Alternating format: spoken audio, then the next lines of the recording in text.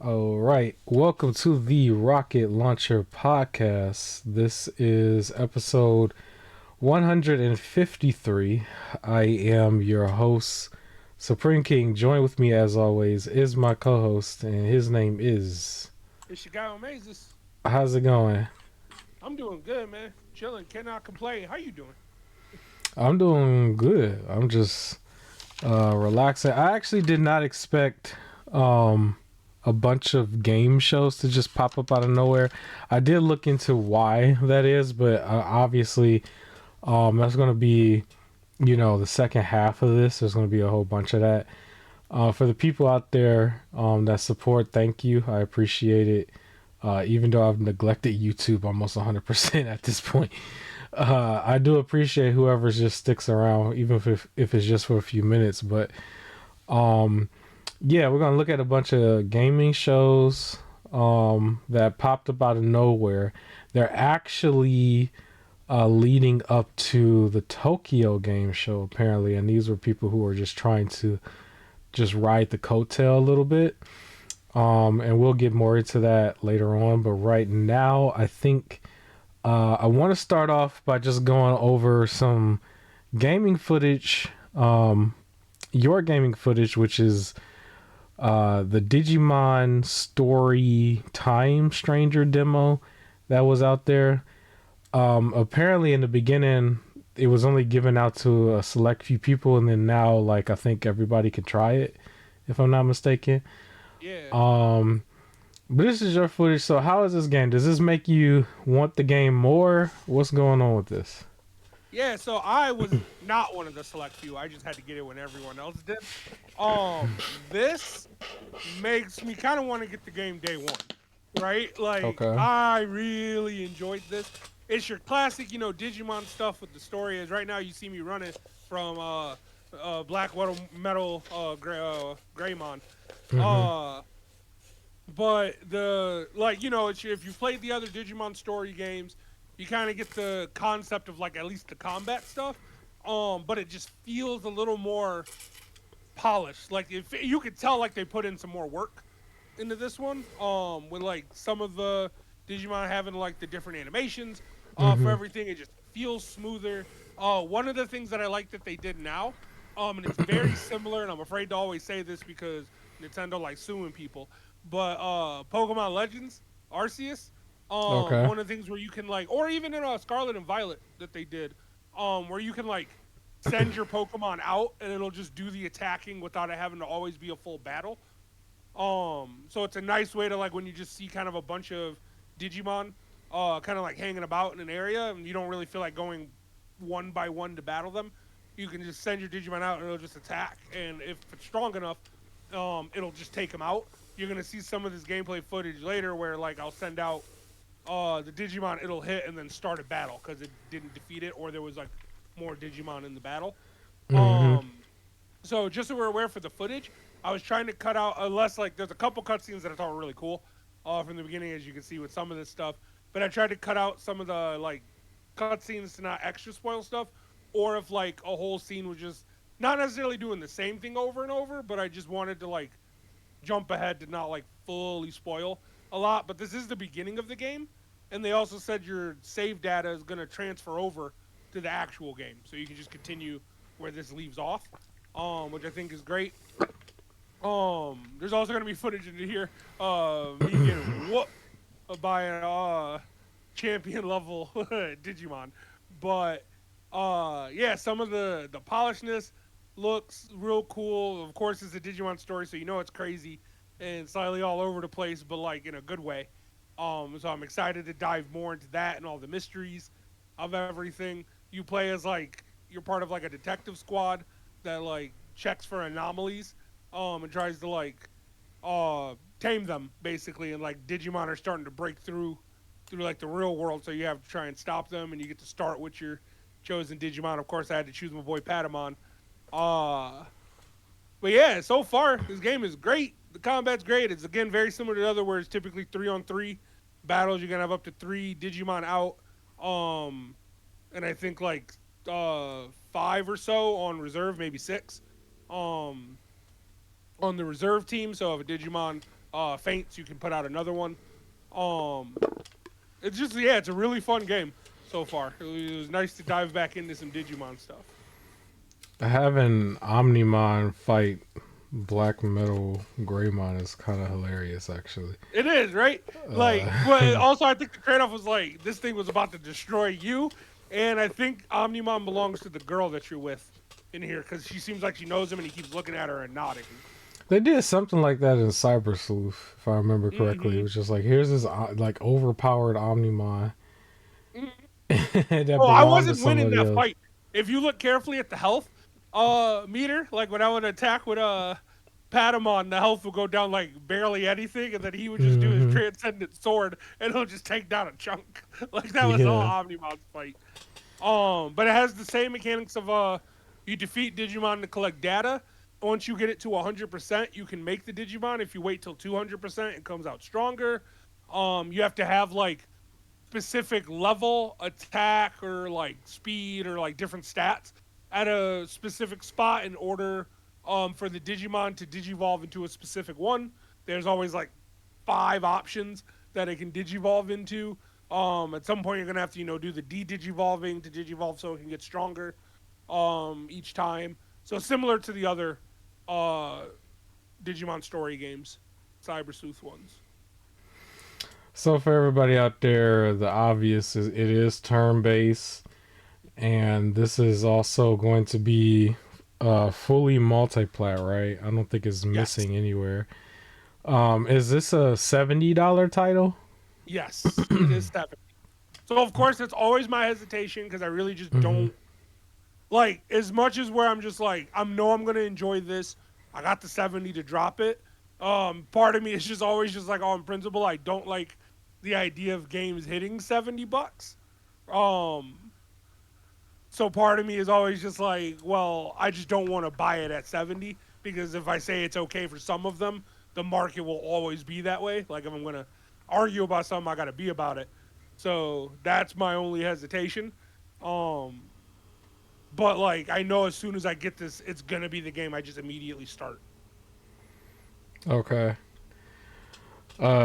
I heard some sprinkling outside. I had to look at my phone real quick. I was like, "Oh, it's about to rain." Oh, is it? um, yeah, at least over here. Digimon. I do appreciate Bandai Namco and the fandom for keeping Digimon alive through the video games because Digimon's fan base is not known for being like as big as Pokemon, right? But it's Correct. still very consistent from what I've seen That's a because great way to put it. they'll still come out with something every few years, whether it is this or like another season, right? Of Oh yeah, the everybody. next season's coming out soon. Actually, it's Yeah. called So Digimon Beat Break. I have one issue so far with Digimon Beat Break though. what's that? The protagonist is wearing glasses. Instead of Where the goggles. are his goggles? He needs the Digi Destined leadership goggles. Where's goggles? Like he needs to have goggles. That's just the stable. I know who's the leader of the team based off of who got a pair of goggles on their forehead because they never actually wear the goggles. Ty They're took not it for off there at wearing. one point, didn't he? He was like, "I'm in high school or whatever." He took it right off. He did, but while he was like in the world, he had those goggles, so it's fine. Like I remember Ty with the blue goggles, and I guess I took it as when he moved on and Davis became the leader. Davis had the goggles, and that was his way of like passing it on. He don't wear goggles no more. At least that's how I always interpreted it, because I made it way deeper than they thought. But no, where's them leadership goggles? You gotta have the goggles, not them glasses. Them glasses better turn to goggles. I don't know something. What's the release date for this game? October 3rd. Okay, so this is right around the corner. Then that's not that far Mhm. away at all. Um, so it's cool because when I actually look back at it, because I own most of them. There's a lot of Digimon games Yeah. on modern platforms. And not only that, I know if you're into like the emulation scene or if you like retro, um, there's always the Digimon World. I think either 3 or 4. I think it's 3 on PlayStation 1 that a lot of people say is like the best one. If you was to go all the way back there, and then one of my favorites is Digimon Rumble Arena. If you're gonna do like the 2D fighter, the first one. But yeah, there's plenty of Digimon games throughout the years on multiple platforms, including a lot of retro platforms from the past. So I do appreciate that it's staying alive. It's not something that they've just like let die out or whatever. Because I honestly think Teenage Mutant Ninja Turtles has like a bigger name, like something like that. But they let that die out all the time. They do. They let it Well, die because out. They they're might come rebooted, I back. They guess. let it die out. Come back. Yeah, they don't stay Yeah, consistent. they're not Um, consistent. so this is the battle where I like clearly you have a bunch of rookie and baby and in training, and Hmm. you're supposed to scoot past this thing, but for some reason in my head I was like I could take it, and he just wiped the floor with me. So that was me losing, and then this is like now me realizing I should probably just avoid him. Cause And yeah, they he just walk like around in the wild, and then you kind of just like attack or yup whatever. or avoid. Um, so yeah, he smacked Patamon and then used his cannons to kill the rest. Like they're not that observant, so like clearly he's just like not paying Hmm. attention to me there. But like you can also run like you kind of get a slight notification if they like notice you and they'll like dart at you, and you Yeah. can try and run away. But it also wouldn't let me escape the battle. When I tried to like run, it was just like can't run, and then this thing just like wiped the floor with me. So yeah, to redo a So little small portion. it's similar to some other like turn-based games. I know like the Persona series does something similar. Expedition 33 did something similar. Um, where you see things in the wild and you can fight them or run, that type of thing. So I like it. Oh, yeah. I'm looking forward to it. I don't think it's gonna be a day one buy for me, just because with Bandai Namco games, they get better over time and they go down in price over time, and I have so much on my plate as it is. Funny enough, I think I'm like 100 and something hours in the Cyber Sleuth, but I didn't actually finish it, and that was one of the games I Dang. was like thinking about not too long ago that I wanted to finish because after the Halloween thing and maybe a holiday game, something after that.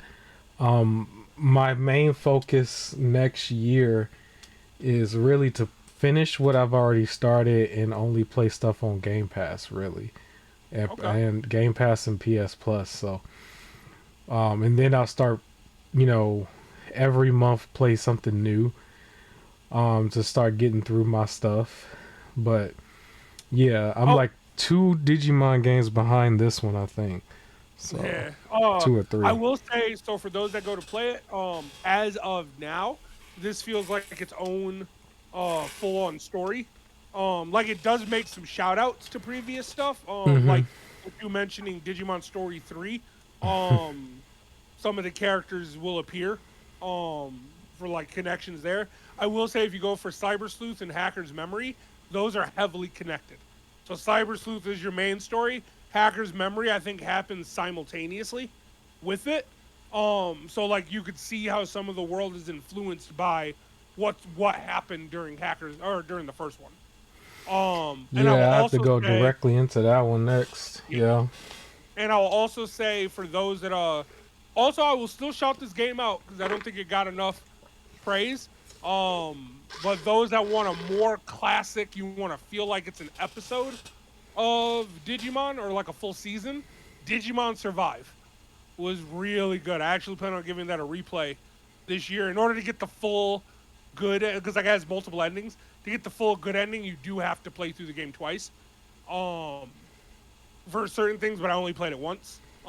There's like certain like friendship levels and things like that you have to do, but one of them in the friendship levels carry over through playthroughs, and one of them you can't get the friendship high enough for the ending you need in the first playthrough, so you do have to carry it over. Okay. Um, but it's really fun. I would also mention for this part too, what threw me off is yeah, this Biomon is a boy, so it had like this weird like masculine voice, and I'm so used to the Biomon from the anime. that like it completely threw me off when he was talking. Um, but oh yeah, this game also has full English translation. Like I think the other ones only had the English writing, right? But everything was still spoken in Japanese. This one has full English Well, that's interesting. spoken. Yeah, Okay. spoken translation. Okay. There's a game that I'm gonna probably mention later on that needed some voice acting. Um, but yeah, that's good. I am gonna play this. I do want to add this to my arsenal. Um, I am looking a little bit more funny enough into Digimon Survive, a game I already bought. Um, Yeah, I could strongly suggest that one though. but It is a lot more clicking in turn because it's like a story driven hmm like I forgot the name for it, but basically there's a lot of like story stuff. But I think the combat is fun. It's still turn-based combat, but it's the grid turn-based where positioning matters. Um and like you take more damage if you're hit from like behind, or if you hit an enemy from behind, they take more damage. But you have to like position yourself. Your attacks can only go but so far, and everything. So it's a lot more positioning. But then what I also really liked is your Digimon are rookie level, and you have to Digivolve in the battle to like get to the other levels. And you can do that, do your fights and everything, but then at the end of the battle, it goes back to rookie. So it's very much like the show versus them just staying like, well, War Greymon the entire time, like in the Cyber Sleuth games or the Digimon story games. hey, well, that's what's up. That's what's up. Um, I do want to say, as I transition, was mentioning game franchises that are consistently keeping, themselves alive or whatever. I do want to give a quick shout out to Fortnite.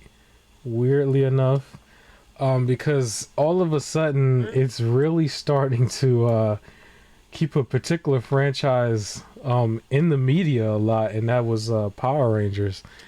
Um, and I don't have any Power Ranger footage this time, but really this is going to be brief, so it's not really that big of a deal. But Fortnite just introduced like Power Ranger Megazords that's going to be Yep. in Fortnite. And it's not like a skin, it's like a full blown Megazord that's like a big thing in there. Similar to how they done like Godzilla and stuff. And Fortnite is so huge and it has like every franchise, like it's really taken every franchise they could and add to it. And then you can really get in there and just do all type of fantasy matches at this point. But they did the regular Megazord from the Dino series, the first season, and then the Dragon Battle Zord, from the first season as well. I will say the Dragon Battle Zord doesn't look as accurate, but at the same time, it kind of had to be that way in order for it to be like mobile and movable. Um, but yeah, man, they've added more Power Ranger stuff to it. I think it's fantastic. I am excited to see way more people that probably did not grow up with Power Rangers really gravitate to this, because I'm not really that big into Fortnite, but I understand the magnitude that Fortnite has. And then not only that, I believe they also did Lord Zed as well, which is still cool. And um, I mean, it's good to see. And I would like to see it transition into a Power Ranger thing where they're starting to get their own set of games. Bandai Namco worked with Power Rangers before. I'm pretty sure in another in the I think the toys, right? If I'm not mistaken. But Yep. like they could probably do something with this since they do a really good job with like franchises from that era. But yeah, man, I'm excited to see it. You got any thoughts on that? I'm just happy to see Power Rangers, still thriving, especially with Saban like kind of ending it, and I'm interested to see where like it feels like some of it is almost like they're trying to make sure it stays alive as Disney is planning to redo stuff with it, Mm-hmm. whatever they plan to do. Um, I'd be happy to see like a few more seasons, getting some love.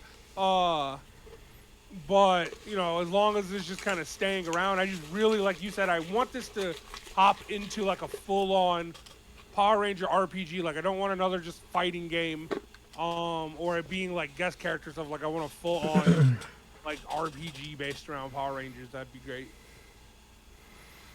Yeah, some really good combat and everything. I do also want to mention, along with the Power Ranger info, they're also introducing a new comic book series from the Boom Studios that did that entire other series that introduced Lord Draken at one point. Still This is going the strong with other stuff too. say it again. They're still going strong with other Power Ranger stuff too. Yeah, they have a new comic that they're gonna do called Zord Quest, I believe. Um, Mighty Morphin Power Ranger Zord Quest. So it's still all Mighty Morphin. Um, I think going forward at this point, is pretty much expected. Like everything's gonna be centered around Mighty Morphin if you're gonna do anything Power Ranger. Period. But they're introducing a new comic book series. I got to catch up on the other ones, but it's still nice to see that. I think in the comic book series, honestly, they do Power Rangers correctly. Like everybody else kind of messes it up a little bit. They don't mess up in the comic book series. If you're a fan, you're going to get exactly what you want in the Sure. comic book series. So I would say definitely take a look at that. Catch up on some of the other series while you wait for this. But yeah, Power Rangers is alive and well. Big shout out to Epic Games and Fortnite um, for what they're doing in their partnerships with this. So yeah, I just want to mention that. Um, Also, real quick, I think you just told me you didn't watch the video that I sent you for the Pocket DS, Nope. Ayaneo Pocket DS. Nope. So it's not big news that I need to get from it from what I've seen already, but somebody that I follow did get their hands on it to review it and everything. The biggest takeaway for me, for what I want out of it, which is something to play DS and 3DS games, it should average like 8 or more hours in battery life when you're playing a game at that level. Because that thing is like also built to do way more, which will cut the battery life way down. But when you're playing games at that level, you expect to see that 8 hour gaming lifespan of that battery, which for me is great because Yeah. I don't think you really need to go that much longer on a DS game in one sitting. And like 8 hours is really your average, like if you have an off day, like gaming setting for somebody who's like a hardcore gamer, right? So that's something that I'm looking forward to seeing more of with the competition, but they have 8 hours there. Um, Everything else surrounding it is really just the same old, same old. It plays like all these other things. I'm really not interested in seeing it do a bunch of like first person shooter games and stuff like that, but it can do it. I really think that if you are in the market for something that plays those things, your gaming, you should be looking to game on something like the Steam Deck or the Rogue Ally, the Xbox version or the regular version, or the Lenovo Legion Go, something like that. Because those are proper gaming handhelds that are going to be supported by the development team and even the community in some cases with the Steam Deck, um, to handle like games at that caliber. But I'm strictly looking for a device that does DS, 3DS, PSP, and PS Vita. It's the last little gap of history that I just needed to work on. And these devices are doing it. Now, I will say the Ayaneo Pocket DS is still the system that's like pushing on average $600 or $700 for its like different versions of it and stuff.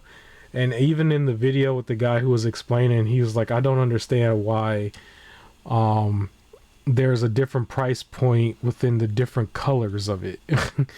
Yeah, that's which crazy. that didn't make sense to me either. But yeah, that's a whole thing. So at least this is like the 1.0 model for this device, and then the Thor device that I'm really paying attention to. But as time goes on, more people are going to jump in there and make devices that work with this, and then everybody should be able to have something that handles emulation in that category with no problem. That's the main thing. Any question or not question? Any feedback or anything on that? No. That price point is still insane to me. But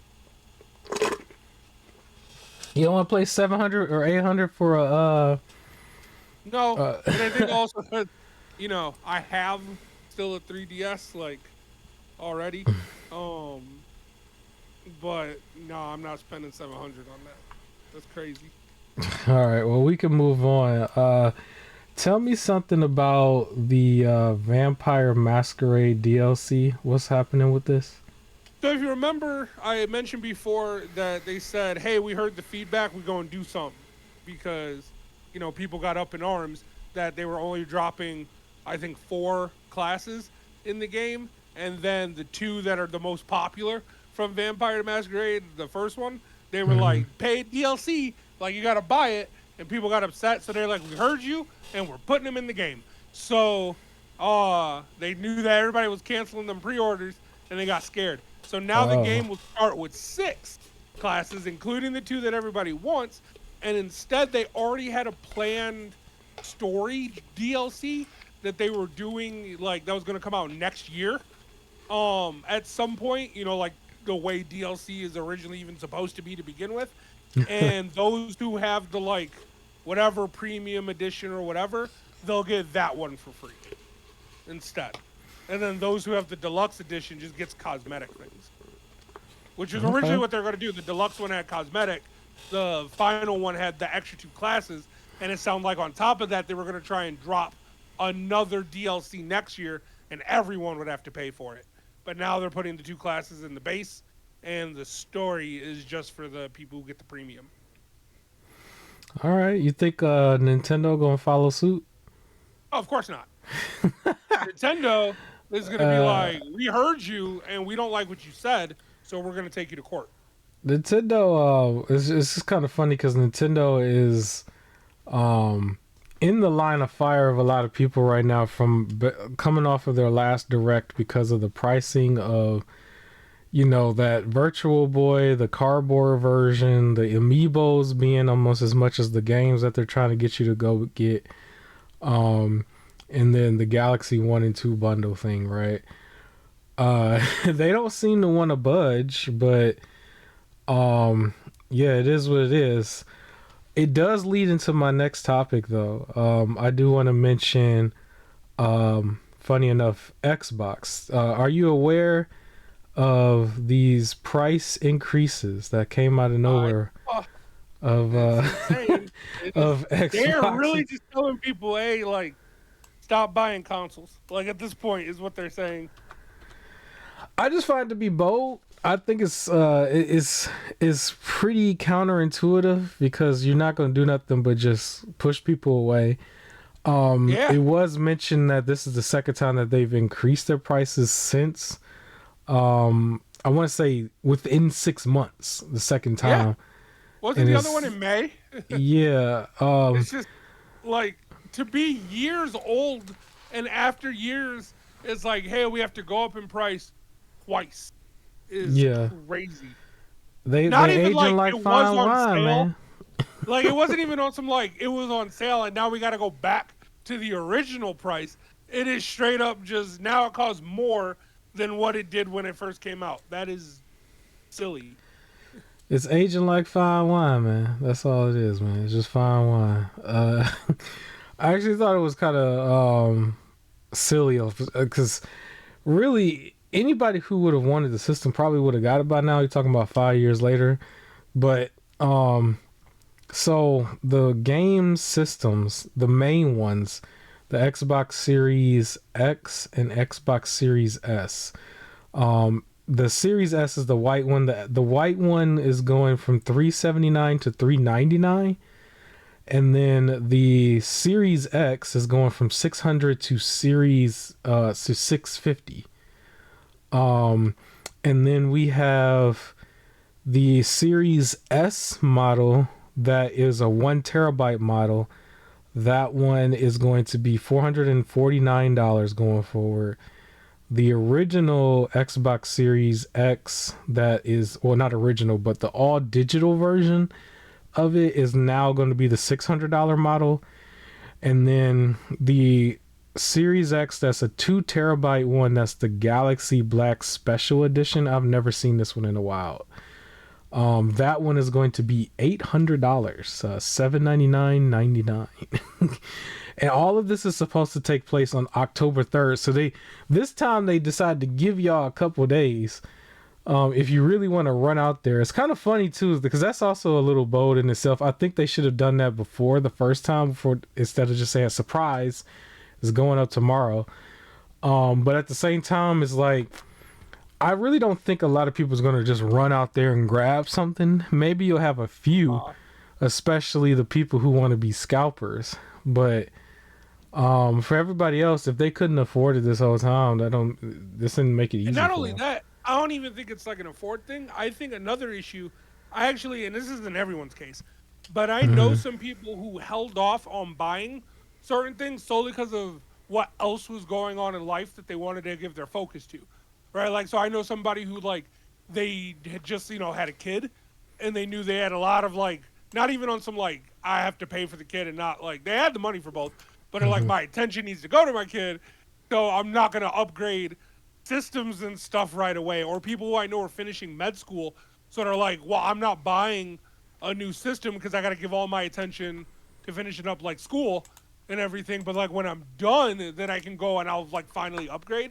Even when I was in college, I think it was like PS4 time, where I knew somebody with only a PS2. And it was like, he said that he was focusing on school, so he didn't want to get a new system because then he knew he wouldn't be focusing on his classes. So it's like, I feel bad for those people who didn't get it right away, and they were partly because they were trying to be responsible, and now years later, it's like, hey, pay us more. Well, listen, Nintendo told everybody not too long ago, they was like, if you can't afford the Switch 2, we got a system for you. It's the Switch 1. Crazy to say that, bro. That's what they said. And I know Xbox said something like that like 15 years ago or something at this point. But yeah, man, they got you. They're like, listen, we got a system for you. It's the last gen one. There you go. I remember at one point during the PS3 time, PlayStation told you go get a second job. Yep.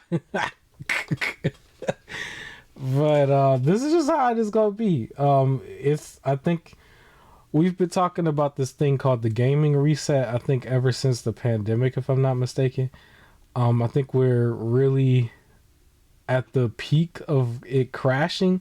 I honestly feel like we might actually see the gaming crash just after the holiday, because the holiday season is usually when they try to clean up. I think the last couple holidays we've seen that companies haven't even seen the sales that they normally see for holiday seasons because people still just don't want to buy no more. But it is what it is. It's their fault. If it crashes for real, that goes double for Nintendo and Xbox right now. PlayStation 2, I think all of them, they all did the increase, right? And they blamed it on all type of things. Initially, they was blaming it on the C word in 2020. Then they went from that to just blaming it on inflation, and now they're just saying same thing, but like tariffs and everything. They got a list of excuses. It doesn't matter. Whatever is popular at the moment, that's what they're going to blame it on. But their profit margins continue to rise. They continue to lay off whoever and retain the profit, right? So it is what it is. I would like to note, though, overall, I've noticed that they have quietly went back on the $80 price tag of games. If we actually follow everything, only Mario Kart World, I think is the name of it, Super Mario Kart World, that's the only game that is retailing right now at $80 for the base title. Everything else, they don't have not done that. They haven't done that with it. Yes, you still got your titles out there where if you add the DLCs, it's probably going to be more than $80. But not too many of them are doing that. There is still the backlash on Nintendo's standpoint when it comes to the Pokemon game, just because of the DLC being announced before the game even came out. I think the game is supposed to come out on October 16th, if I'm not mistaken. Pokemon ZA. And they got that like Raichu special edition thing, whatever they do, where they're just like, pay for this DLC. And I don't even know, does it come with more than just the 2 Raichus? Because I'm like, ain't no way you paying. Well, right now it's supposed to be the new Raichus in another level, but they didn't say anything else. Or like not another level, but like another area. But they didn't say anything else that was in it. It's really just, hey, look, 2 new Raichus. Yeah, and I think people were mentioning that it's like a full $30 or something, which brings that game up to like 100 on the new Switch apparently. I honestly think what's gonna happen, and I know Nintendo probably ain't gonna like this, is there's probably gonna be one person who buys it for $30, right? And then will somehow keep replaying it to get the Raichu X or Raichu Y thing and trading it to somebody for like $5 and then just replay it and get it again over and over.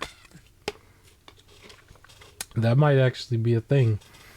There's definitely going to be a streamer opportunist that's going to get like hit with some sort of like cease and desist.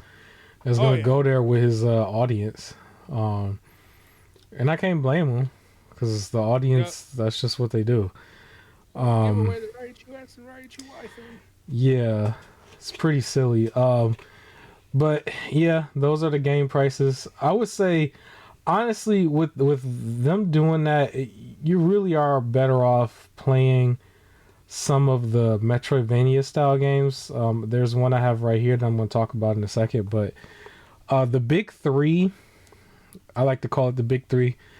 But the newest ones that are out right now, Hollow Knight, Silksong, is probably going to be in a Game of the Year contender. That's like literally $20. And then Shinobi Art of Vengeance is $30. That's the other one that's hot. And then Ninja Gaiden Ragebound, which I think is $24, is hot. Like you could literally get all 3 for the price that they want you to pay for some of this stuff, especially even with the DLCs. You can get one of them or there's 2 of them there that you can get for the price of those new amiibos, which is goofy. Insane. Right? But yeah, I would just definitely stick around with the indie scene right now. The indie scene is doing very well with a lot of different really good games, and I think they demand more of your attention.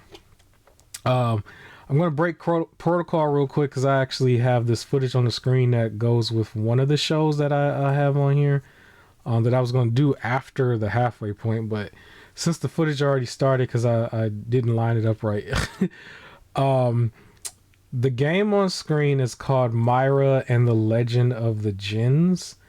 But there's a D there that's silent, DJINNS. Oh, Jin.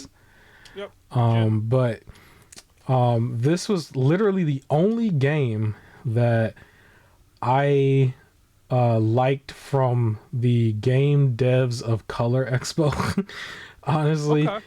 But I decided to grab it because, well, I didn't buy it. This doesn't come out yet. But that game had a demo. A lot of those games on these shows did have a demo, so I do appreciate that because the people can just go out there and just make an opinion for themselves. And so that's what I did here. But yeah, this is the only thing that I actually grabbed from that show. One of the 4 shows. I will say, you see how this is like a boss fight? I think that's probably a boss that you will fight at some point, but I never actually got to him. Because I do have a complaint about this game. If you get stuck, it doesn't give you a good enough hint on what to do to go forward. And you'll kind of see that in a moment because really it's your hack and slash side scroller type game, a game that I like. But Some parts of it is just like, okay, what exactly am I supposed to do next? And you'll see I just kind of jump around and stuff. The combat is pretty basic. There's nothing really too flashy about it. Like I said before, I was gonna mention a game that needs some voice acting. When the text go on the screen, it gets eerily quiet, and there's like nothing going on. The sound of the music goes down a little bit, so sometimes it might get a little awkward. Whereas like that's just, it feels like that's missing. Right now, this is just a demo. I don't know if this is really early on in development, but I do think they need to take their time and like polish it a little bit more. Even if they don't have regular voice acting, this game could really use like the mushmouth voice acting at the very least, because it's like, what? I think right here might be one of the first points in the game where I was just like, I don't know what I'm supposed to do.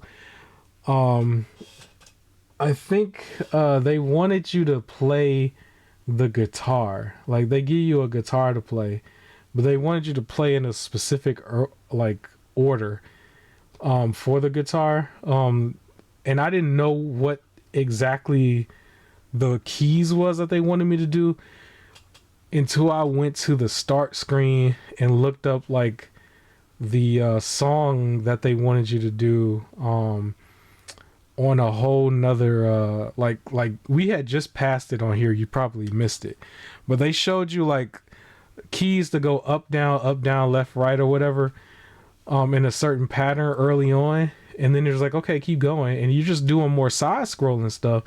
Then you get to this point and it's like the game really stops unless you play that exact tune. I had to like try to figure out what it was and find it. And I'm just kind of sitting here like, what exactly do they want me to even press? And they don't really tell you like play the song or just flat out here's the direction. They don't say it, and so I kind of just stand there for a second like, what the heck happened? And there was one other point where later on I get into a roadblock, and I was just like, okay, I got like 30 minutes of this footage, I'm gonna just cut it, because that's all I needed. So I never actually got to the boss fight or whatever they teased earlier, if that's in here. So that's pretty much it. But it was, one of the demos from this particular show, Game Devs of Color. I cringe at that name. I'm so sorry. I cringe at that. But if that's how they want to just do it, then fine. So this person of color, they made a game, and I do plan to play the real thing at some point. I just think they need to polish it a little bit more. Okay. That's all I got to say. But that was the game from the show that I got. For the rest of the shows, I mean, we'll just get to it. But did you get anything from this show? From this particular show? 4 games caught my attention. Oh, you did better than me. Yeah. Kid Bash, which was like it was basically a Mega Man ripoff, but looked okay. Gate Story, which I'm pretty sure I had before from the summer show, where it's like you're a skateboarder and you're trying to score enough points to, it looks like, get out of hell. Compressed Space, which was like, it was like a puzzle game, where it'll be like gaps of like area, and you're able to like close the space to try and get through the puzzle, like a bunch of like block tiles, so almost like Tetris-ish, but they're not moving, right? But the idea is basically it's just a puzzle game. And then there was this one called Kind Folks, but spelled Folx. Okay. And it was it looked like one of your roguelike card games, where it's like you have a character for fighting, you use cards to get power-ups, and how far can you make it with like, here's 3 power-ups, pick one, and how are you going to get through it? So it looked like a pretty chill roguelike game, but those are the 4 that caught my attention. Okay. Do you know if any of those had demos? I don't remember. I don't remember. I don't want to say any of them do. I have to look and see. Well, the people, if anything, you can check on Steam, and a lot of indie games. You see, I just gave up. I just ran back. Like, what am I supposed to do? But like a lot of these games, Steam does a very good job of categorizing them in a showcase. Like, if there was a show, they'll like have you on their main page for at least a few days. Click on the show itself, and it'll line up all the games, and it also tells you what has demos. But you can search the game itself and see that it has a demo. This one obviously has a demo because I'm playing it. And yeah, that was the first show. Not really much else I can really say about it, but yeah, the first show, Devs of Color. How you feel? I mean, do we need to go there?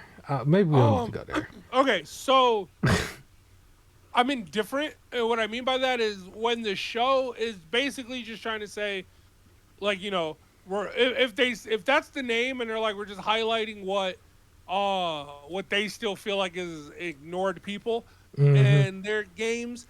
If the focus is on the games, Yeah, I don't mind it as much. It still feels weird to me where it's just like just highlight indie games. Like I don't understand why it has yeah. to be like specifically indie games from I do think the it's different focus when it's was like on the games a little bit. it Yeah. was. So that's why I don't mind it as much because it was like game, and like the only thing that was about the whole of color was the Real quick name. though, you see here on the screen, I found the tune I was supposed to play in Mm. the settings somewhere. It was just No, that's saved crazy. as a song.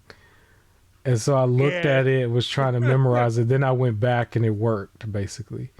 Oh, that's annoying. But So yeah. yeah, I don't know. Like it unless it's almost like I don't mind it as much when it's for some reason like here's all the games from this specific location. Right. Ours is like a racing when they're just like here's a bunch of games that are coming directly out of Mexico, right? And Hmm. it's just like this is all of them. Like this is their like it's the style of game things. Like I don't mind necessarily that because I feel like other game shows are almost like here's all the games coming out of Japan. Here's all the games coming out of the U.S. I still don't see it as necessary to like separate them that way, but like I don't care. It's when the show is like, here's the I'll go there, the like, here's the show that's specifically on people of color, and then they just consistently talk about how it's like a struggle, but it's like been the fourth year that they've done this show, and it's like y'all ain't fix it after three. Like that's where like my headset is like I if will we're say still saying it's though, big of an issue, why is it still an issue? Why aren't we doing more about it if that's the case? So out that's of where I don't like the name. out of all the shows though, this one was the one that had his live chat disabled. Of Um course, which is weird where because again, it the was focused on the games, right. not. But okay. Cause I know when I talked about, I think one of them other game shows back around the summertime, they left their live chat on and like all the crazies went in there and was going wild. But this one was disabled. The other ones didn't have theirs disabled. But yeah, it is Weird. what it is. We can move on. Can you tell me what's going on with Randy Pitchford What's on not Twitter? going on with Randy Pitchford? And so okay, this guy. Of course, people were mad because Borderlands 4 had some issues on the PC, right? Like frame rates dropping. Somebody said they were hitting like 20 frames per second going Okay. through. Like it's just been issues. Some people are like it's been fine for me, and others are like I can't even like my friends can't get past the loading screen. I've seen Well, some mixed reactions. Yeah. Randy, of course, when he hears anything negative, he can't just diplomatically say, we'll look into it and leave it alone. And even whether he's like lying or not, just say, we'll look into it. No, you got to fight. And he decided to fight. So he's like one of his things was like, look, Borderlands 4 is a premium game for premium players. I'm sorry that your rig that's 3 to 4 years old can't handle this game.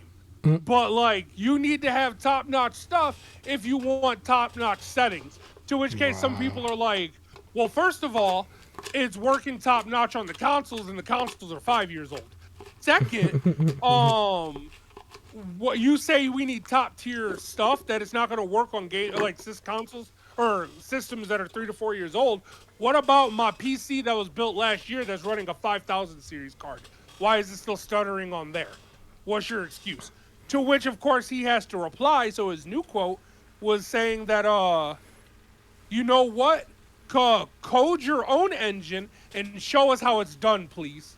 Is how he put it. He's like, look, clearly we don't know what we're doing. So how about you do one and teach us because we need to learn. And then he's out here like, every PC gamer just needs to accept the reality of the relationship between their hardware and what the software they are running is doing. Is what he's trying to say. Is like, we have made an amazing and fun and huge looter shooter campaign game. The game is pretty dang optimal, which means that the software is doing what we want without wasteful cycles on bad processes. So he's like, look, your system isn't just bad. You're going to have to bring it down to 30 frames per second and stop trying to do all the top tier stuff because you ain't got a top tier system. Stop blaming us. Our game is fantastic, and I don't know what you're talking about. We made the best game in the world, and if you are having issues, that's on you, and you need to look at yourself. Stop talking to me, is what he's saying on Twitter. And it's like, bruh, just stay off, or on X. It's like, just stay off, like, at this point. Because, again, like, I do, when that person said, when he's like, you know, I'm sorry, it's just not going to work on things that are 3 to 4 years old, but it's working just fine on things that are 5 years old, and people are having issues with things from last year. Like, it's like, I have a 5,000 level thing, and I always, like, that was where I was always, like, iffy on, like, completely moving to PC gaming, which I've been slowly doing, but it's always, like, I don't like the ideas that if I turn on the game, I have to go through and, like, play coding and fix all the settings for it to look right. Well, why can't I just play it and it just does what it's supposed to do? Like, that's what I don't like. So the fact that you have to tell people, like, we made this game, it's not working on your thing, so you need to go through, turn it down to 1080 because you can't handle 4K, and turn it down to 30 frames per second because you can't handle 60 frames per second. And it's just like, well, no, you just didn't make an optimal game. Admit it. Like, Yeah. now you don't even have to say that we're going to fix it, but don't sit here and, like, blame everybody else constantly. Like, this dude can't take criticism, and this is coming from somebody who I also do sometimes. I take certain PC, like, scores for things with a grain of salt, because sometimes they'll be like, yo, this is a 1 out of 10 because I caught a pixel in the corner. Like I've seen that. Like, and there are certain things that sometimes are unreasonable, but if somebody's saying, like, my game won't load, and and you're just saying, well, yo, PC is 3 years old, that's why. And it's like, 3 years is not old enough for this to not work. Like, where it can't load. Like, and you ain't got to respond to, like, everybody. But yeah, he's over here throwing a fit.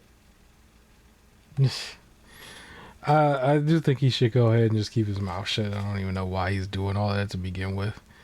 No idea. Because it ain't going to make it better. If it's really not doing good, it's not doing good. But yeah. I have heard that people have been having issues with Borderlands 4, and I've also heard people say that Silksong has taken the momentum away from Borderlands 4, because I think they came out around the same time, and one's like a fraction of the price and it's just working, right? Where the other one I think isn't. the only issue that I've heard with Silksong was just that its translation into, like, Chinese was really bad. Yeah. But the cool thing about it is over time the kinks will be worked out on both, but there's a lot less that they need to do with Silksong, because it's just like you just need to get the acting right, the translation right. So you just bring somebody in at that point who's very good at the language, where when you're talking about fixing bugs and stuff, that's going to take a while. That's not going to just happen. Yep. Funny enough, here this says the game just saves. I was trying to figure out what, but you just walk past it and it says the game saves. I'm like, okay. Yeah, in this footage on the screen, but yeah, we can move on. I can transition to the middle of the road stuff, when we talk about our unofficial sponsor, which is Epic Games, simply because they like to give out free stuff every week, free games. I'm gonna step away for a second while you do that. You can't really go bad with free titles, right? And just like how I've said before, you do not need to have a PC or a handheld or laptop or anything like that yet, you can still claim this on your phone, or a regular computer that doesn't really play video games. And then once you do get the equipment that you need, you can log in and all this stuff is there for you to play, basically, right? So right now, one of the free games that they have is called Project Winter. I don't know too much about it, but you can always go look it up. It's free right now until September 25th. And then the other one is Samaros 2, number 2, basically. Samaros 2. That is also free from now to September 25th, under the Epic Games launcher for PC. So definitely go check both of those out. And then from September 25th to October 2nd, one of them is called Eastern Exorcist. So be careful with playing that one. I don't know what's going on. Eastern Exorcist, Jarrell's brother and the most important game of the galaxy, I think is the other one. So pretty long name. Go check out all of that. That's available from September 25th to October 2nd.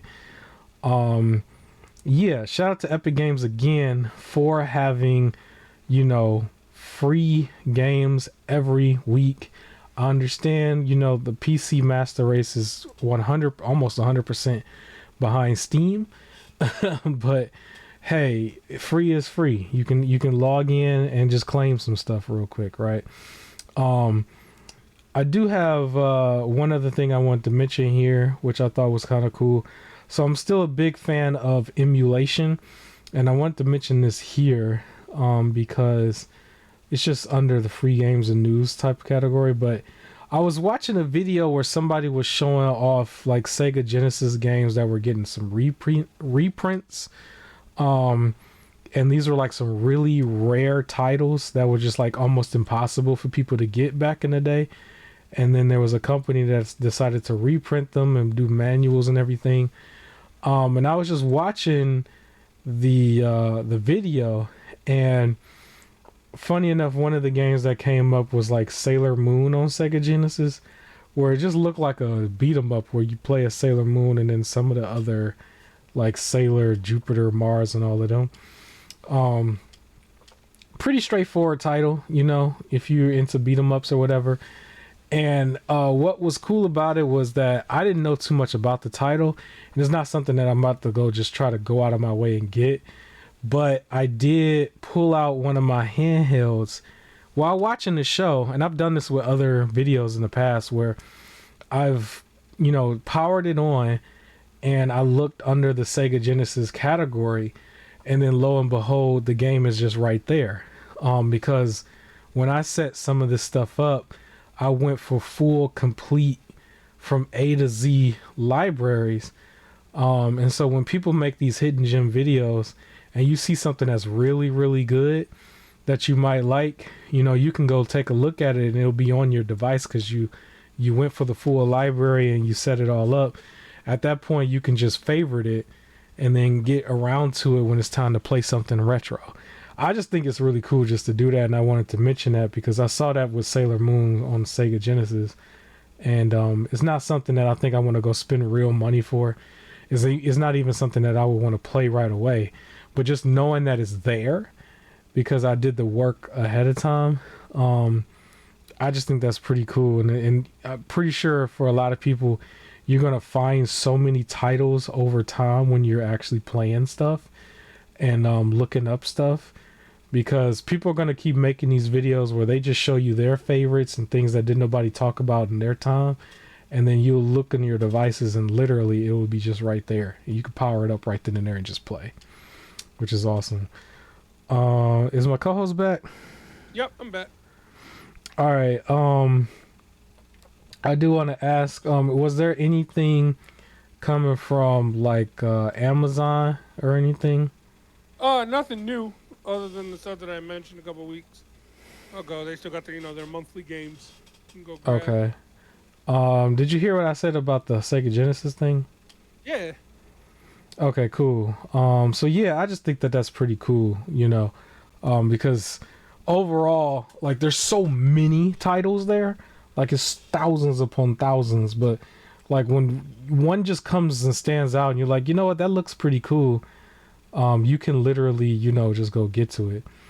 Um, I'm actually at the point in this game right now where I was about to just cut it off because I had like 30 minutes of footage, but I was like looking for the next thing to do and just couldn't figure out where to go, and it was too um it was like one of the areas that was too high to jump, and you could tell it was kind of like that on purpose. But like in another area, you're going to see a clear roadblock where it's just like you should do something here, but it doesn't tell you what to do. And I had tried everything, and I was just like, all right, I got enough footage at this point. Which is coming up, and you'll see it's right here actually, where So, these are things you huh. recommending this game or no? I mean, I recommend trying to, play it the full thing when they finish it.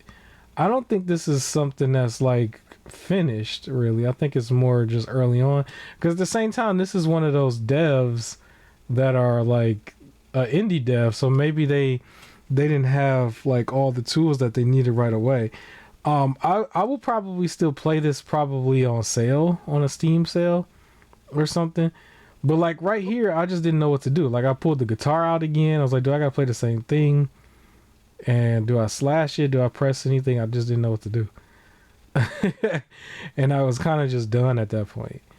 But yeah, I'm not bashing it. I'm not bashing it. I know it sounds like I'm bashing it, but I mean, from what you see, how do you feel about this? What do you think? Is this something you think you could play? No. It's just No. it's not like usually for platformers there has to be like a little bit more that I'm into for it, and then hearing a lot of what you said, kind of just nah. There's plenty of platformers out there, or 2D hack and slashers. This one's just kind of like right in the middle as far as the demo is concerned. But like I said, I mean, for 20 something dollars or whatever, you can go get one of the big three, or you can go get some of the other ones from the past.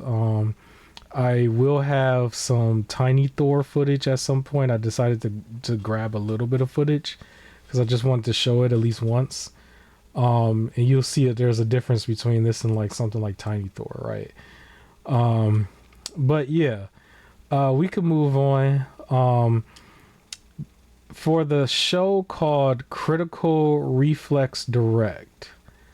First off, I want to say about that show is for whatever reason there was like an hour long wait, and then the show itself was like 30 minutes. Yeah. Which I didn't understand why that had to be like that, but they kind of took a couple points from me for that. Even though I watched it after the fact, and I could have, fast forward, and I did. I was just looking at it like, why is that like that? But yeah, what you got for this show? Two Okay. that caught my attention, kinda. It was Gimmico, which, and by two, I'm gonna say also, I'm writing down two because I thought they were the two best, but I don't think I'm gonna get them. But Okay. Gimmico, which just seemed like a chaotic, all over the place game, but it kept touting that it's like every genre. Like it just seems like it's just genre bending, is what they said. Okay. So it looks like it's a little bit of like every single thing is just in this game, and it's just chaos. And then Altered Alma was the other one that just seemed like a cool sci-fi-ish like hack and slash game. Okay. I put down. I literally put the words "just nothing" That's because fair. I actually didn't get anything from it. I didn't. But because I had some space on my notes for this particular show. I did write in what was going on. This is actually leading up. These shows are leading up to the Tokyo Game Show, and with the Tokyo Game Show 2025, I believe it's supposed to be Thursday, September 25th, and Sunday, September 28th. I don't know if it's through Thursday or through Sunday, but I know those two dates were highlighted. So I think there's going to be another show there. And I don't know if it's going to be too much more new stuff. Because I remember in the past when I looked at some of the Tokyo Game Show stuff, they were showing like stuff and they were trying to show it to basically Japan and trying to get them to play games that we've already been playing for the last 2 years. Um, but if they have some new stuff, we'll cover it. But yeah, this is basically leading up to that particular show. Just so people are aware. Now going forward, how did you have anything coming from the 6-1 indie showcase? I actually had the most coming from this one, to be honest. Same, and it was crazy because not until like halfway through. Okay. Like at first this thing was blank, and then it was what was it? Crystal Theaters of Idol. It just looked like a nice like first person horror game. Okay. Sheep Herds, which was like this cozy co-op. You're two dogs and you just gotta like puzzle herd sheep by like running around them to make sure they go like where they're supposed to. What was it? Gigasword, which was a demo, but I do want to just see more into it. But I had a Gigasword as well, 16-bit 2D action game. I thought the sword with that little person looked kind of funny, and it is still similar to the footage that I had before this. This is actually Diablo footage. I think this is yours. But yeah, if you want to play Gigasword and play the demo and show it to us, that'll be great. But okay. That's something that I did write down myself. Then there's Undermire, which I don't remember what that was about, but I wrote it down. And God's TV, where it was just like you're making chaos and fighting stuff, trying to get like attention and popularity. And then finally, Fallen Fates was the last one I wrote. Okay.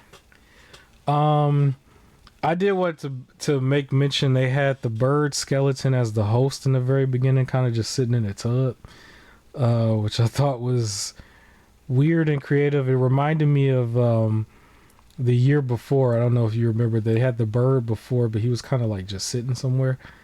And I think my notes before was I don't like birds, but I didn't really go there with this time.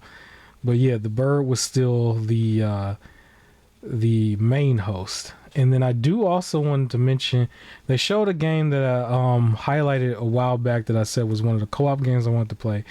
Whisper Mountain Outbreak showed up again. Here I was able to get some more details with this that I actually was excited about, because the game is supposed to come out, or is actually already out. It came out August 11th, 2025. It does have a demo. However, the demo acts as a friend's pass, and only one person needs to buy the game and the other person can just play. And the retail price for this game is $7.99. So it's dirt cheap already. And the second person don't even have to buy it, basically. So I was excited about that. I mean, I don't have to buy it right now. We can just wait until we get to it. But at the same time, that's dirt cheap as it is, you know. Shout out to this game. I don't know how long it is. Maybe it's a short one, but I thought it was still unique enough of a like co-op Resident Evil 1-ish type game that I would like to get into at some point. There was a game that was called Demon Ties. I don't really like the name, but it was a very colorful, artsy looking action platformer. And this one also was mentioned that it has a demo as well. So there's a lot of demos with a lot of these indie games. So definitely check them out for yourself. See if you like it. And then I think the other one was called Nanika, Secret of the Shattering Moon. Same type of stuff that I like, 2D platformer with some action in it. And I think that was it. That was all I really had. But yeah, that was it. But the most, I think this show as a show had the most variety and the most cool looking stuff overall. But yeah, those are my games. Last show was called Convergence Games Showcase. You remember this one? Convergence Game Showcase. Anything you Yeah, got coming from this? I found two. All right. This one also took a while, but one of them was called 13Z. Um, Yeah, I had that one before. Wish list, yeah, but I wrote it down again just because I saw it here. yeah, cool Yeah. hack and slash. And then the other one was called Castle Bound. This one's a little more colorful and cutesy, but like it's basically there's a walking castle, and you and your friends gotta like fight off waves of enemies while platforming forward. So it's one of the ones where Okay. the screen's constantly moving forward, and you just gotta run through and fight off a wave of enemies while keeping the castle safe. So it just seems like a fun little chaos game. Was this the show that was like 2 hours and like they showed them like playing games as well? Yeah, it had like a group in the middle that was almost like a podcast on screen, as many people as they had. And then they were Yeah, playing games. One of them was like you had to work together to climb up something or something like I that. I Yeah, feel like it should have been one or the other. Like it felt weird that they did both, like testing out games and showing off a bunch of trailers. Because I feel like it because they was put too that in much the of both. middle. They put it in the middle when it should have been the second half. Yeah, Because they went but it back felt to like game trailers after it. it felt like too much of both. Like if they were gonna do both, I feel like it should have been. I don't know, in a way a little less. Like I don't mind like a thing where they're actually playing through the demo and everything, where it's just like, oh cool, I get to see like the gameplay up front, like whatever. That's like cool. And I don't mind the like trailers in there, of course. Like I want to see those, but it felt a little awkward. It just felt like each one was too long. If they were gonna do both, like I feel like it should have bounced back a little forth a little bit more, like maybe gameplay and then like show two trailers while they were setting up the next gameplay, but then like shrink down the amount that they were doing. Also, some of the games they were playing were not that thrilling, but Hmm. you know what? Teach their own though. Like other people might like them, but yeah, I got two out of it. Um, 13Z. I think the sub name for it was the Zodiac Trials. Um, yeah, flashy 3D type game, action roguelike, hack and slash. Does have a demo. The main stuff I'm normally playing, right? That was like one of the main things I had wrote down, but I had already had it. I also mentioned the game that's already out called Everspace 2. Okay. Because they show like one of the DLCs for it. This one is like you either really in or you're not, because the DLC that they showed is just a DLC, but it has like a whole set of DLCs, and I think this is like a normally priced game. But if you wanted the complete edition that came with all the DLC, from what I saw on the page, it was on sale for the price of $95.17. So you have On to sale? really be into yeah, on sale. You have to really be into a lot of that um space exploration and shooting other spaceships and stuff, because that's basically what you do. Now this does have a demo, so you can also try it. And then I think the normal game was like $50 or $60, something like that. They had some stuff on sale, but if you wanted to go all in, it's $95 right now. But I think normal price was like $129 or something for everything. But yeah, Everspace, it just keeps going. It's like a whole bunch of Star Wars ships in one, basically. And you can just fly around, do what you got to do. If you don't want to spend that much money for that, you want something cheaper, you could try Chorus. There's a game out there called Chorus, which is basically you and your ship doing some of the same stuff. Or the countless other games that have like ships in it, No Man's Sky, Starfield, whoever. But yeah, that's it. That was all I had for this show. I ain't had too much going on for this. Um, yeah, that's it. That's really it. Anything else you want to mention? Anything we missed? No. No, nothing. No, we got them all. All right, cool. But yeah, we can end it right here, so it's not too long. About a hour and 15 minutes. That's pretty sweet. So like, comment, share, subscribe. We'll catch you on the next week. Peace.